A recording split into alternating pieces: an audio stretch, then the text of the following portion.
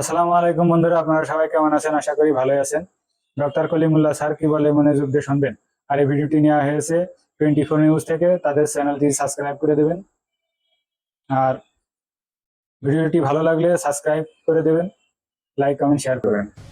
তারা এই হত্যাকাণ্ডের বিচার করবেন না, কারণ তারা নিজেরাই হত্যাকারী। সঠিক বলেছেন। তো আপনি হত্যাকারীর কাছে কি করে হত্যা চাইবেন? যারা নিজেরা রাজাকার তারা অপরকে বলে রাজাকার।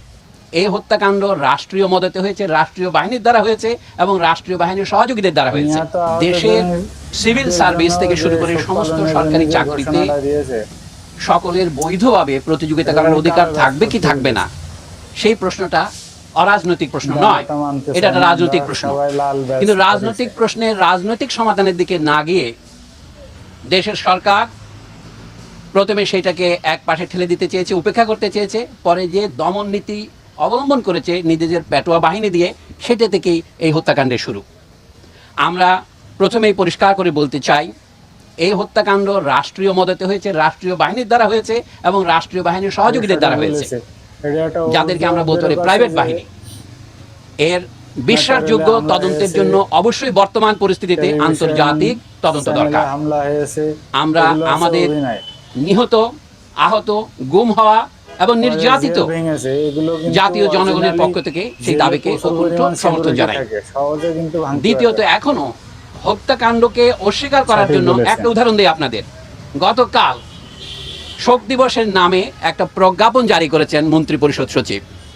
সেখানে দেখবেন নিহত এবং আহতদের জন্য শোক পালনের জন্য কালো ব্যাজ পরিধান করতে বলেছেন। আমরা কিন্তু সেটা প্রত্যাখ্যান করেছি, আমরা লাল ব্যাজ পরেছি এবং তারপরে তাদেরকে তারা শহীদ বলতে রাজি নন। তাহলে তারা যদি শহীদ না হন, শুধু নিহত হন, তাদের জন্য তাহলে প্রার্থনা করার দরকার কি? এটা একটা নয়, এই ধরনের অজস্র সবিরোধ আপনারা পাবেন। সরকার এখন এই হত্যাকাণ্ডকে জায়েজ করবার জন্য যে অজুহাত ব্যবহার করছেন, যে তারা মেট্রো রেল স্টেশনে হামলা করেছে, সেতু ভবনে হামলা করেছে, অথবা বাংলাদেশ টেলিভিশন ভবনে হামলা করেছে। আমাদের জ্ঞানী বিশ্লেষকরা যেমন ব্রিগেডিয়ার জেনারেল শাকাওয়াত হোসেন তার পরিষ্কার করেছেন, এইগুলিকে বলা হয় কি পয়েন্ট ইনস্টলেশনস, কেপিআই। এগুলি রক্ষার জন্য সরকার কোনো পূর্ব ব্যবস্থা গ্রহণ করেনি, অথবা করলেও যথাযথ ব্যবস্থা গ্রহণ না করার ফলে এর দায় কে বহন করবে? তাদেরকেই বহন করতে হবে। আর যেখানে গুলি হয়েছে, ধরুন প্রথমেই আবু সাইদ যেখানে নিহত হয়েছে রংপুরে, সেখানে কোন কেপিআই আক্রমণ করেছিল তারা? এখনো সরকারের সর্বোচ্চ মহল থেকে বলা হচ্ছে যে আমাদের উন্নয়নের প্রতীকগুলোকে ধ্বংস করার জন্য আমাদের রাজনৈতিক বিরোধীরা এই আন্দোলনে ঢুকে পড়েছে। কথাটা যদি ধরে নেই, যুক্তির ক্ষেত্রে সত্য হই, তাহলে বলতে হবে দেশের মানুষ এটাকে সেই মুহূর্তে সমর্থন করলো কেন? ধরুন মিরপুর 10-এ অথবা অন্যান্য যে মেট্রো রেলে আক্রমণ করলে কেন? আমাদের দেশের অথবা যে কোনো ঔপনিবেশিক দেশের ইতিহাসের সাথে যারা পরিচিত, এমনকি ইউরোপের দেশের ইতিহাস যারা পরিচিত, তারা জানেন মানুষ যাকে ক্ষমতার দম্ভের প্রতীক মনে করে সেটাকে হামলা করে। সরকারের লেজিটিমেসির একমাত্র দাবি হচ্ছে, বৈধতার একমাত্র দাবি হচ্ছে আমরা উন্নয়ন করেছি গত 1.5 দশকে। আইয়ুব খান সাহেবের 1 দশক ছিল, এখন শেখ হাসিনার 1.5 দশক হয়েছে। এই উন্নয়নকে মানুষ যে প্রত্যাখ্যান করেছে, সেটা দেখা যায়। ঢাকা শহরের সমস্যাটা কি ছিল? গণযোগাযোগ ব্যবস্থার একটা বৈজ্ঞানিক পদ্ধতি, পাবলিক ট্রান্সপোর্টেশন সিস্টেম, সেটা দিয়ে মেট্রো রেল দিয়ে সেটার সমাধান হবে না। তাদেরই প্রকাশিত তথ্য অনুসারে এটা যখন সম্পূর্ণ চালু হবে, তাকে মাত্র 9% লোক এতে উপকার পাবেন। কাজে এইটাকে প্রতীকী করে দেশের সমস্ত বাজেটের টাকাকে এক হাতে নিয়ে যাওয়া, এই ম্যান্ডেট কে দিয়েছে?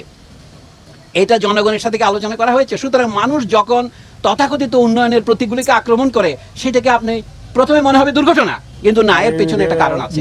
আমরা বলেছি সরকারকে ক্ষমা চাইতে হবে, এখন সেই পর্যায়ে পার হয়ে গেছে। এখন জনগণের পক্ষ থেকে ক্রমশ ধ্বনি উঠবে।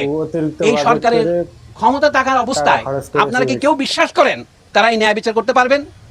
তারাই হত্যাকাণ্ডের বিচার করবেন না, কারণ তারা নিজেরাই হত্যাকারী। তো আপনি হত্যাকারীর কাছে কি করে হত্যা চাইবেন? যারা নিজেরা রাজাকার তারা অপরকে বলে রাজাকার। পৃথিবীতে এর চেয়ে বড় পরিহাস আর কি আছে?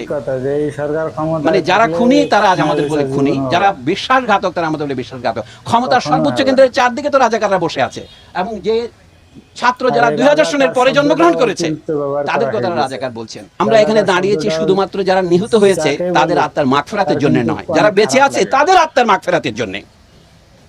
আমাদের মাগফিরাত হচ্ছে, মাগফিরাতের মূল কথা হচ্ছে ক্ষমা, আল্লাহর কাছে ক্ষমা চাওয়া। আল্লাহ গফুরুর রহিম। এবং যারা নিহত এবং আহত এবং যারা নির্যাতিত, এখন নিপীড়িত এবং যারা পলাতক, আমরা তাদের প্রতিকার চাই। এবং তাই প্রতিকার সম্ভব হবে যখন দেশের সমগ্র জনগণ ওদের মতোই বেরিয়ে আসবে। বলা হচ্ছে এটা শুধু ছাত্র যুবকদের আন্দোলন, আসলে এটা ছাত্র যুবকদের আন্দোলন নয়, এটা সারা দেশের আন্দোলনে পরিণত হয়েছে এবং পরিণত হতে চলেছে। আন্দোলন বন্ধ হয় নাই, আন্দোলন বন্ধ হবে না। আমরা আজকে শিক্ষক হিসেবে দাঁড়িয়েছি, কিন্তু আমরা শিক্ষকতার বাইরেও আমাদের সামাজিক ভূমিকা আছে। আমরা তো ভোটারও বটে। এবং সবচেয়ে আমি একটা আত্মসমালোচনা করব, আমরা আমাদের যথাযথ ভূমিকা পালন করিনি। একটা কথা আপনাদের বলি, আমাদের একটা ধারণা ছিল বেসরকারি বিশ্ববিদ্যালয়ের ছেলে মেয়েগুলো ফার্মের মুরগি, ওরা রাজনীতি করে না, এটা ঠিক ওদেরকে রাজনীতি করতে দেওয়া হয় না, উৎসাহিত করা হয় না। আজকে আমরা অবাক হলাম যখন সরকারি বা পাবলিক বিশ্ববিদ্যালয়গুলিতে সরকারি বাহিনীর হামলার ফলে সাধারণ ছাত্ররা জেগে উঠলো তাদের বিরুদ্ধে। তারা যখন পরাজয়ের মুখে, তখন তাদেরকে সরিয়ে নিয়ে রাষ্ট্রীয় বাহিনী ঢুকিয়ে দেওয়া হলো এবং তখনই দেখা গেলো আন্দোলন ছড়িয়ে পড়লো। শুধু কি ঢাকার প্রাইভেট বিশ্ববিদ্যালয়গুলিতে না, সারা দেশেতে ছড়িয়ে পড়লো। মানব জাতির ইতিহাস যদি দেখেন, আসলে কি মানুষ যাকে যে যুগকে আমরা আদিম যুগ বলি, মধ্যযুগ বলি, তার তুলনায় আমরা কি বেশি সভ্য, বেশি সদয়, বেশি দয়ালু, বেশি ভালোবাসা প্রবণ হয়েছি? আমার সন্দেহ আছে। সেটা নিয়ে আজকে আলোচনা করার বিষয় নয়, কিন্তু আমি বলবো তারপরেও আপনার ভবিষ্যৎ প্রগতির জন্য নয়, আপনার আজকের জন্যেই আমাদের দাঁড়াতে হবে বুক বেঁধে। হ্যাঁ, গুলিতে যারা মারা গিয়েছেন তারা আমাদের পথপ্রদর্শক। আমাদের মধ্যে অনেকে আমরাও মারা যেতে পারি, আমরাও গ্রেপ্তার হতে পারি, সেটা মনে রাখতে হবে আপনাদের। আমরা বিশাল জনস্রোতের সঙ্গে আছি, কিন্তু আমরা ভেসে যাওয়ার জন্য আসিনি। আমাদের বুদ্ধিজীবী হিসাবে আমাদের আত্মসমালোচনা দরকার, আমাদের এই সমস্যার পুরো পুঙ্খানুপুঙ্খ ব্যাখ্যা করা দরকার। সংকটের উৎপত্তি কোথায় সেটাকে না গিয়ে সরকার এখন বলছে এই দল সেই দলকে নিষিদ্ধ করব, সেটা কিন্তু মূল সমস্যার কোনো হাতই লাগবে না, শুধু সমস্যাকে আরো বাড়াবে, আরো ক্যান্সারের সৃষ্টিপাত করবে। এই জন্য এখন যেটা দরকার, পুরনো কথা ধার করেই বলি, রাজনৈতিক সমাধান। রাজনৈতিক সমাধানের প্রথম পদক্ষেপ হচ্ছে বর্তমান সরকারকে নিঃশর্তভাবে ক্ষমা প্রার্থনা করে পদত্যাগ করতে হবে। এই পদত্যাগ ছাড়া নতুন কোন রকমের ব্যবস্থা আমরা যেতে পারবো না। হয়তো এখন আমার কথা আপনাদের কাছে এখনো মনে হবে খানিকটা ইউটোপিয়ান, কাল্পনিক, কিন্তু আপনারা সেটা দেখতে যাচ্ছেন। আজ না হোক কাল হোক, যত দ্রুত এই অবস্থার পরিসমাপ্তি হয় ততই আমরা বিশ্ববিদ্যালয়ে খুলতে পারবো। আমরা লিখে দিচ্ছি শিক্ষার্থীরা গ্রেপ্তার কেন, অবিলম্বে মুক্তি দাও, এটা আমাদের দাবি। আমরা বলছি বিশ্ববিদ্যালয়ে নিরাপদ শিক্ষার পরিবেশ ফিরিয়ে আনতে হবে, নাহলে আমাদের ছাত্রছাত্রীরা যদি আসতে না পারে আমরা কি পড়াবো, আমরা কাকে পড়াবো? আপনারা কি মনে করেন ভিডিওটা দেখে ডক্টর কলিমুল্লাহ স্যার কি সঠিক বলেছে?